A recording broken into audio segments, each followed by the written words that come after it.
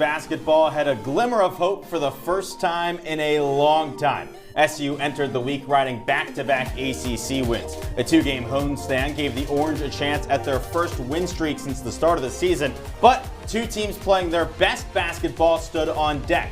First up, a new-look Louisville lineup, and later, a shot at revenge against Notre Dame. And while the men held court at the Dome, the women looked to keep rolling on the road. After a tough start to conference play, SU followed up a close overtime loss to SMU with its first ACC win over Miami. So could Felicia Leggett-Jack's squad claim wins 2 and 3 in the span of just 4 days? Stay tuned for the highlights from Louisville and Chestnut Hill. They're coming your way in about 10 minutes.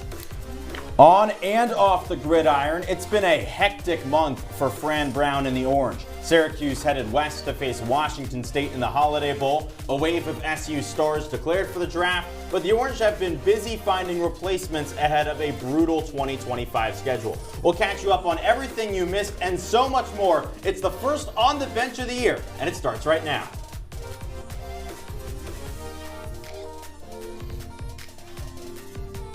Hello everyone and welcome into our CitrusTV studio for On the Bench. I'm Adam Gotkin alongside my good friend Peter Elliott. It's been a while since we've seen you guys. The holidays have passed and my favorite part about the holidays is food. Absolutely. What's the best thing you ate over break, Peter? It's got to be the home cooking. I'm not pandering to my parents who are watching. It's got to be the ravioli, the lasagna. I love Ooh, sounds great. As much as I love my parents' home cooking, I went to Madrid and I ate lamb in the same seat that Salma Hayek once sat in. Which I think should be a headline, but unfortunately it's not one of our headlines. So let's just get to our headlines of the week.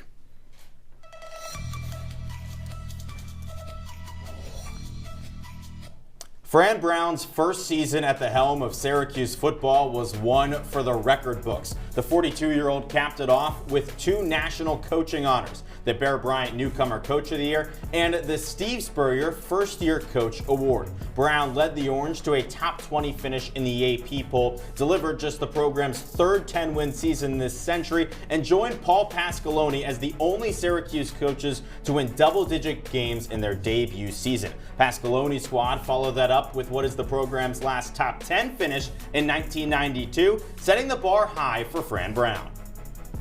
Syracuse goalie Allie Kelly is no stranger to making program history, but on Friday against Penn State, she made NCAA history. In the third period, Kelly made a record-breaking save, the 4,168th of her career, good for the all-time lead in women's college hockey. She passed RPI's Lovisa Selander, you see there on your screen. They're the only 2 goalies to stop more than 4,000 shots in their careers. Fittingly, Kelly's evening to remember came almost exactly a year after she broke the SU program record for saves in a single game with 65 against St. Lawrence. The graduate student still has 8 more regular season games to add to her total. Kelly has done just about all she can to keep the Orange in games this season amid some offensive struggles. In a cruel twist, though, the Orange ended up falling to the Nittany Lions 1-0 in overtime. Syracuse mustered just 18 shots to Penn State's 42. Kelly made 41 saves. We're just 11 days away from the start of the men's college lacrosse season, which means it's preseason poll time. Inside Lacrosse plays Syracuse at number 2 in its initial rankings.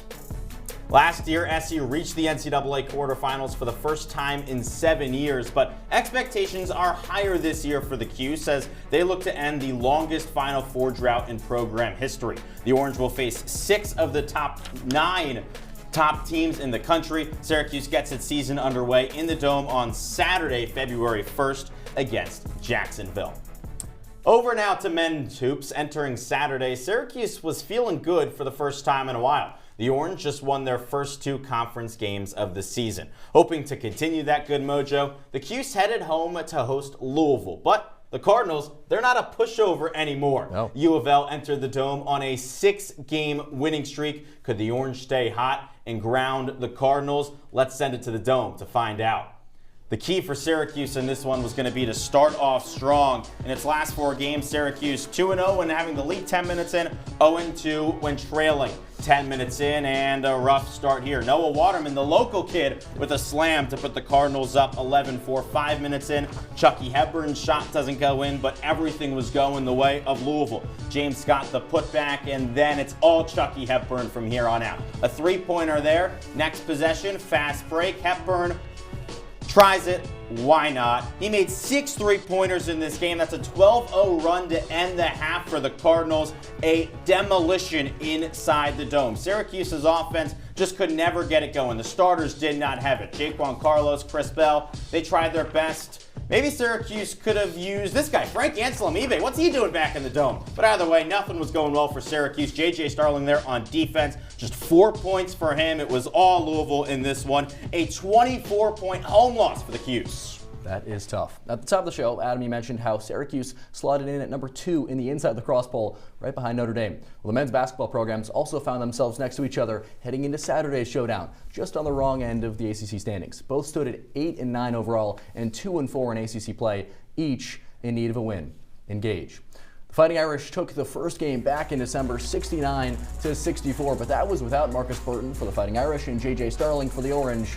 They were out. They were back in this game, though, and they were big. They both came up huge, especially early on. The Fighting Irish were hitting shots from deep as well as in the paint. This had all the makings of a blowout early on. Marcus Burton finished the opening frame with 22 points, a career high for the first half. But how about on the other end, J.J. Starling? He had a quiet first half, just 5 points for the junior. Here are 2 of them. But don't worry, he'd heat up later on. Adam, you know a guy who hasn't been hot in a little while. It's Elijah Moore. Right here, his first points since December 21st. He was scoreless for 7 straight games. How about a time to break out of a slump for the freshman? Marcus Burton, that shot rejected by Eddie Lampkin, and here he is pushing it up ahead to Elijah Moore. He would finish with 8 points. Another great effort there by the freshman. On the other end, Kaba G scoring 2 of Notre Dame's 27 points in the second half, but they struggled. This guy caught fire. J.J. Starling gets it to go. He scored 10 straight points at one point. He was crucial. This stretch was probably the loudest the Dome has been in some point. As J.J. caught fire, Marcus Burton struggled. He was a shell of his first half self. J.J. Starling just kept it scoring. 21 points in this game. The Orange storm back to win 77-69. They come back from a 17-point deficit to get a much-needed win. You won't see Marcus Shrewsbury in there. He got ejected in this game. Tag team partner Ian Nicholas has more from the Dome. When Syracuse lost in South Bend earlier this season, J.J. Starling and Marcus Burton didn't play. You couldn't miss them in the Dome today. Burton had 22 points in the first half, and his Fighting Irish led by as much as 17.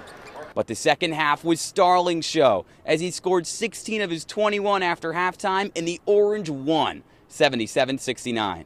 This wasn't the JJ we saw on Tuesday against Louisville. I was not myself on Tuesday. I feel like everybody knows that. I made sure to work diligently this whole week, watching film and picking up on different reads so that, like I said, it doesn't happen again. As you could see in the beginning of the game, you know, he couldn't get anywhere, right? We tried to keep him in the middle of the floor. He had a lot of attention, so move him off the ball. When he's off the ball, it gives him a lot more energy to come off those screens and really play the game that we all need him to play. We have to have him stay aggressive no matter what. Sometimes his shots are going to be forced. We need him to take those shots. While Starling got off to a slow start, Burton couldn't stop finding the back of the basket. He already had 20 points before the under-8 media timeout.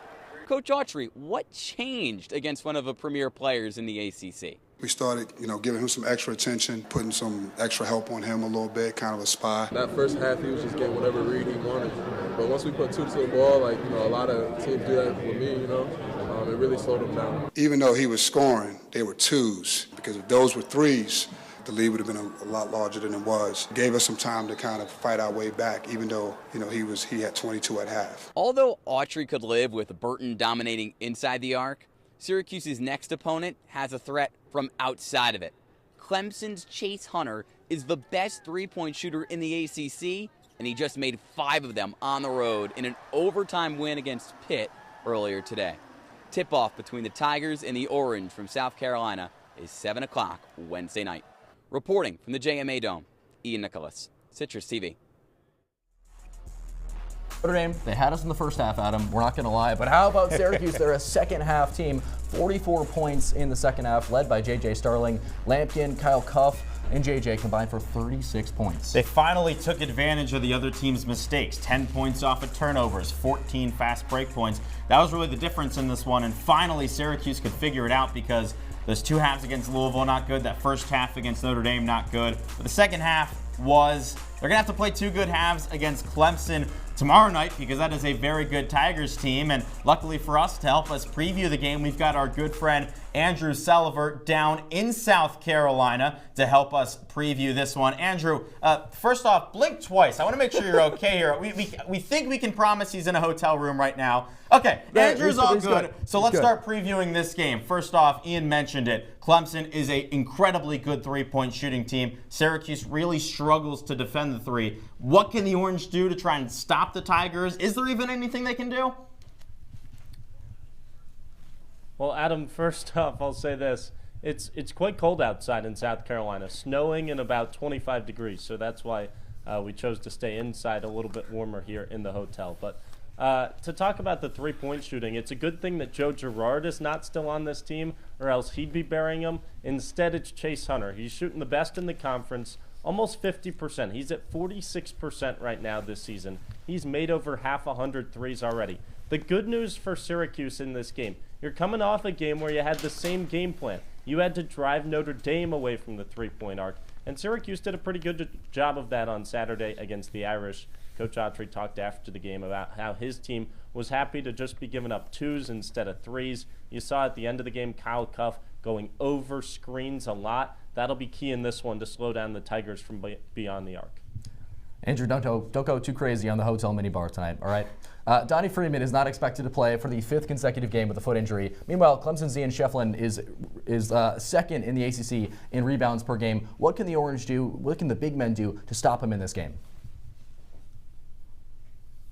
Peter, we've opted for cookout instead of the hotel minibar. Kieran Costa will be joining me after this. We'll look forward to it. We'll give you a full report. But let's talk about down low. If you're going to force Clemson off of the three-point line, they're probably going to go to Ian Shefflin. I'm sure the chef hats will be out in the student section tomorrow night at Little John Coliseum. So how can Syracuse keep him off the glass is the big key in my eyes, especially the offensive glass. He averages over 10 boards a game, almost 4 offensive rebounds a game. That's where you really need to slow him down. And that means all 5 guys have to be active. You need to keep guys like Eddie Lampkin, Peter Majstorovic fresh, out of foul trouble, Jair Davis as well. And you need to be physical with him all night long. And hopefully, if you're Syracuse, you just limit him to defensive rebounds instead of offensive. And maybe Syracuse can have a chance if they can do that.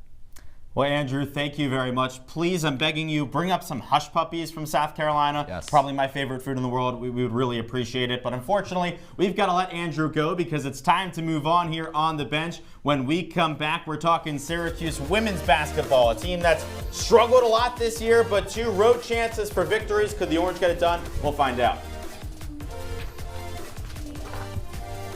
Coals improperly extinguished can cause a wildfire. It looks as if Smokey is going to use the drown, stir, drown, and feel technique. After the first drown, a good start. Next, another drink. And finally, a close feel. Is it cool? Okay. Yeah. Hey, Smokey, catch. Oh, my bad, Smokey. Only you can prevent wildfires.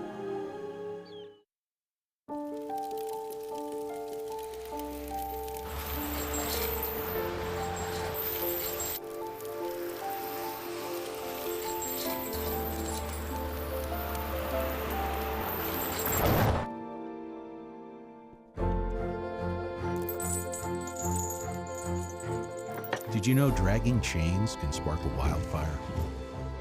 Only you can prevent wildfires.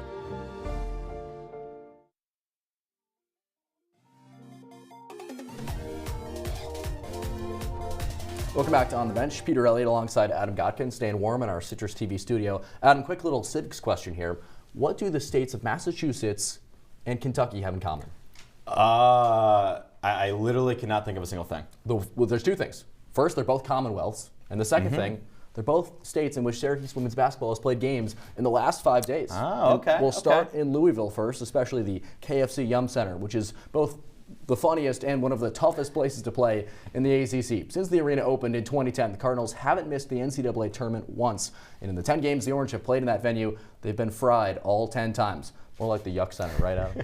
But the Orange, they're no chickens. They're going to go back down. They're not going to back down against one of the top teams in the conference. The Cardinals are winners of 6 straight games. Let's get to the action.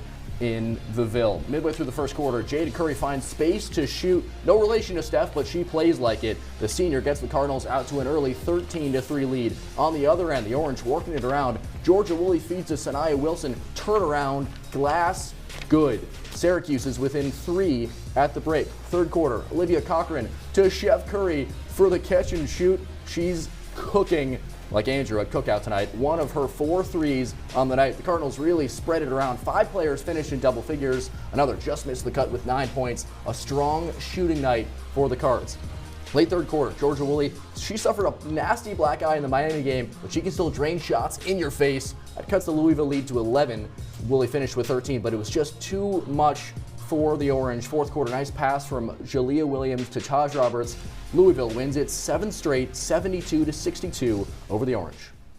So just like the men, a tough midweek loss to Louisville. Adrian Autry's squad bounced back. Could Felicia Leggett-Jacks? Sunday was a prime opportunity. Syracuse took the trip east down I-80 to take on a Boston College team that it has dominated as of late. SU has taken 17 of the last 20 meetings, but it doesn't take a genius to see that this year's Syracuse squad isn't the same. And also, Georgia Woolley ruled out with an illness. Syracuse without its best player, that's a recipe for disaster. And it was disaster at the start. Shai Hawkins' first career start and an early turnover. I think you all are going to see where this game's going pretty quickly. Taya Sidbury with the layup, 2-0 Boston College early, and then this one got gross. 3-pointer from Tiana Todd to make it 13-3. Todd again had a chance from outside the arc, nails this one and the foul. Wait for it. That made it 30-9. The Eagles were just dominating this game. It was a gross one. Now into the second corner. Kayla Ivey a 3. Why not? 41-13 at that point. A 27 game at the half. You can see Woolley does not look great on the sideline. Sick as her team. Does not look good on the court. And then more turnovers. Olivia Schmidt gives it away.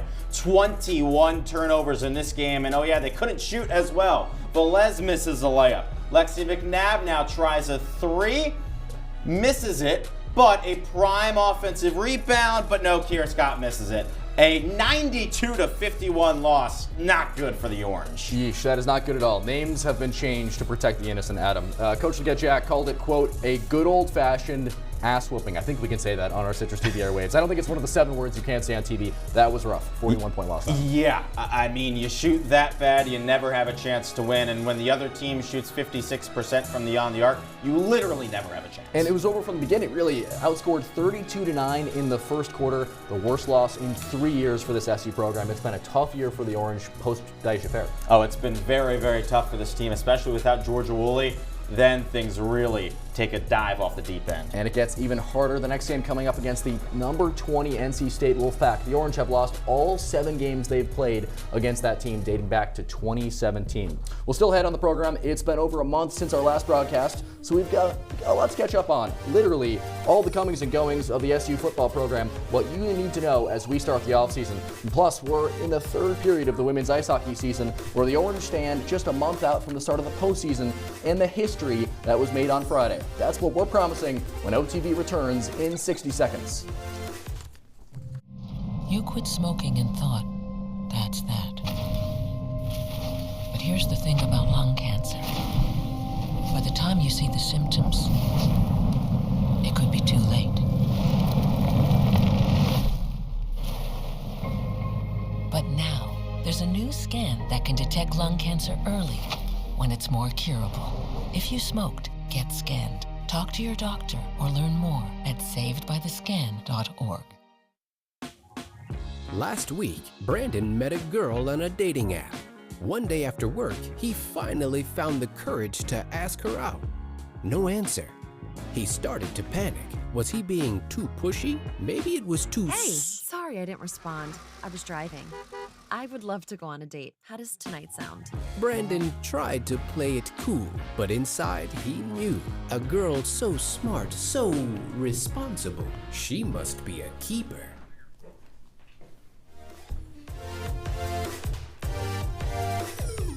Welcome back to On the Bench. Peter Elliott alongside Adam Gotkin. Adam, I know we're about to talk football here, and look what I just happened to find one laying around here in our CitrusTV studio. And I see a ball, you don't want to throw it around here, so go on. Sure, yeah, Let's why have not? a toss here.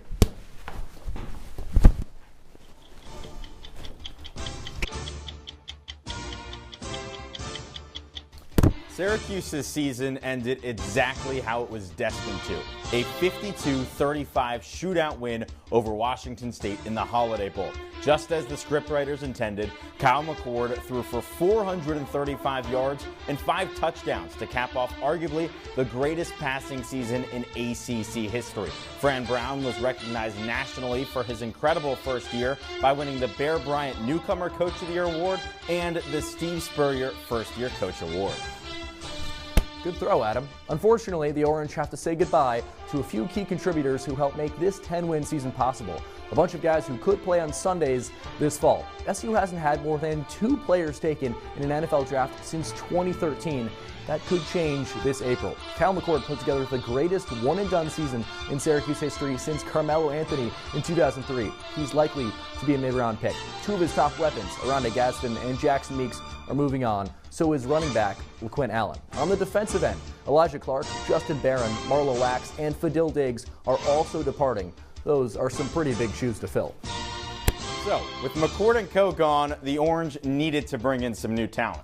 Fortunately, that's where Fran Brown and his staff excel. The Cuse went out and grabbed its quarterback from the school that's produced 2 of the last 4 Heisman QB winners, LSU. The Baton Rouge native Ricky Collins is headed north after 2 seasons where he saw limited action in 4 games, but don't overlook this gunslinger. He was a top 15 quarterback out of high school and spent his true freshman year being mentored by none other than my favorite quarterback of all time, Jaden Daniels.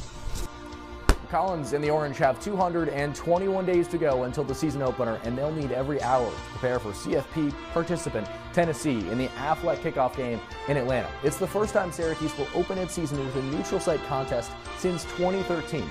Well, back here on campus, the highlight of the home slate has to be North Carolina.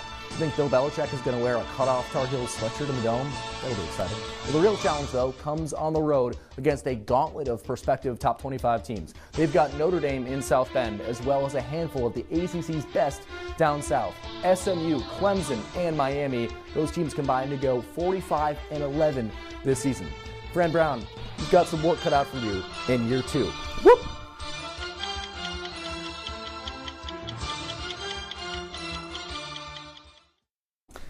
All right, how about that? That was pretty fun, wasn't it, That was a Peter? blast, absolutely. So fun times for us, fun times for Syracuse football, but not so much fun times for SU ice hockey recently. The Cuse entered the weekend 10 games below 500 with an extremely tough task on hand, a doubleheader against number 9 Penn State. A positive note, though, as Peter talked about earlier, SU goalie Allie Kelly entered the weekend just 33 saves shy of the NCAA all-time record. When these teams met earlier in the season in Game 1 of the doubleheader, it went to overtime, so maybe a chance for the Orange here. Penn State had a breakaway. Kelly said no. Then this was the best chance for the Orange all day. Nea Tervonen goes off the post. So it's 0-0 after the end of the first. We're going to jump ahead to the third quarter, and there is the record breaker for Allie Kelly, her 33rd of the game, 4-1-6-8 of her career, but she could not stop that one. Caitlin Roberts, her second goal in as many games, puts the Nittany Lions up 1-0 and puts that game into the books. Well, spoiler alert here, Adam, no records were broken in this second game on Saturday. The head of this one, Syracuse, was just 1-10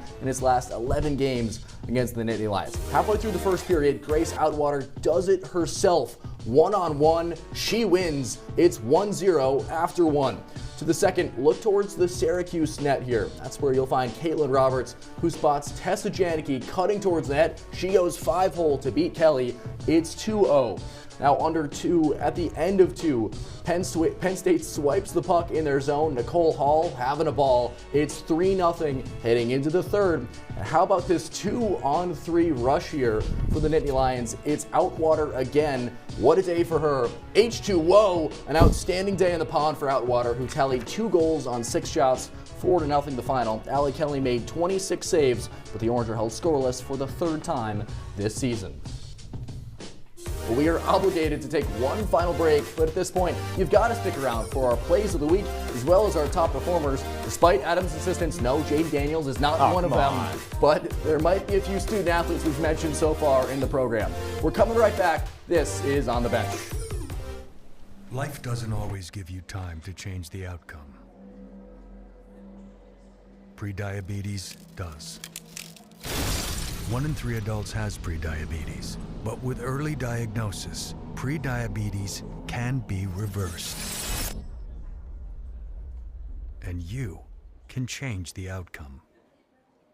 Take the 1-minute prediabetes risk test today. Go to doihaveprediabetes.org. Your daughter just had her first breakup. Do you A, put yourself in her shoes? B, console her? Don't worry, sweetie. This is gonna happen a lot. Or C, find her a new boyfriend? Nice, single boys. That was weird. As a parent, there are no perfect answers. But you don't have to be perfect to be a perfect parent. Thousands of teens in foster care will love you just the same.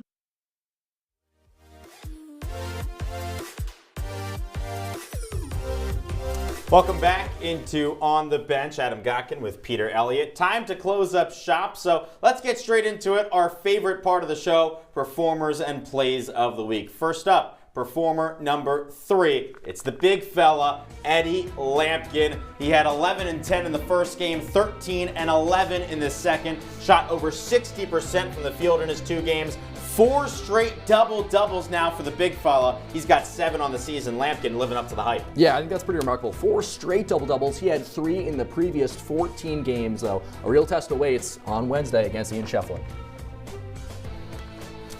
Up ahead, our second performer of the week. We've mentioned her already. She made history, broke the NCAA all-time saves record. It is, of course, Allie Kelly. Who else could be in that silhouette?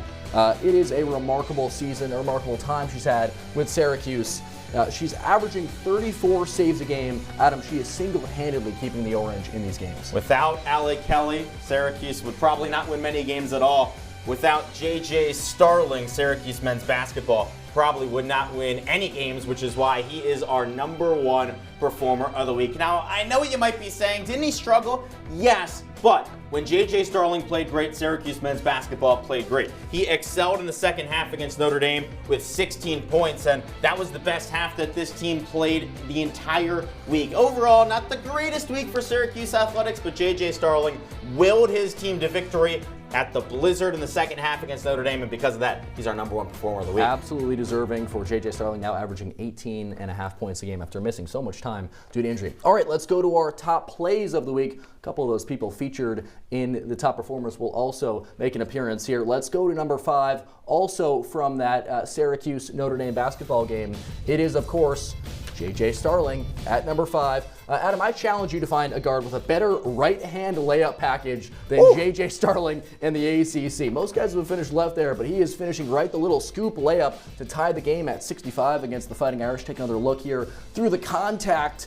Almost an and one there. Pretty great stuff from J.J. Starling. More from this game coming up later on. Why use both hands when you don't need to? Exactly. I mean, just use the right. Right. Over to women's basketball. Sophie Burrows swerving a little bit, bends the corner with the pass. Whoa, what a finish from Kyra Wood. Get it there, put on that jello. That's right. Why not? What a play there from Sophie Burrows on the assist to Kyra Wood. This in the second quarter, but Syracuse loses this one by 10. Unfortunately, Adam, you sound like a tweaker here. Well, number 3 here, he is a top performer, so of course he's got a top play. Eddie Lampkin with a nifty little BTB pass here. Whoop, to Jair Davis. These guys have got a real connection. They had another great pass there back in December in the Colgate game. It was Davis to Lampkin. Now it's Lampkin behind the back to Jair Davis, finding him. Great connection there between the 2 transfers to this Syracuse program. That was pretty nifty. Very, very pretty from Eddie Lampkin. Why not more Syracuse against Notre Dame? How about this? Elijah Moore kicks out to the corner and nails it and one. Yeah. A massive 3-pointer for Choppa Moore to make this a 10-point game. Made the free throw to make it a 9-point game. And without that, Syracuse would not have been able to get the momentum to come back and end up winning it 77-69. It's rare you break a scoring drought with a 4-point play, but that's exactly what Choppa Moore did there in that game. Good for him. Well, number 1, you know it was coming. It is the moment that made history for Allie Kelly. The save here in the third period, 4,168. That puck is going up on the mantle. Congratulations to Allie Kelly. That is a remarkable achievement there, Adam. It really is. How often do you see a player be the #1 all-time in the NCAA? Very, very rare. We saw Deja Fair almost get there last year, but Kelly's just special. And pretty special that she said, you know what, it's not about that achievement. She wished she had won that game. So she's just so humble, so selfless. Congratulations to Allie Kelly. Congratulations, Allie Kelly. Thank you all so much for tuning in to this edition of On the Bench. For Peter Elliott, I'm Adam Gotkin. Have a great night, everyone.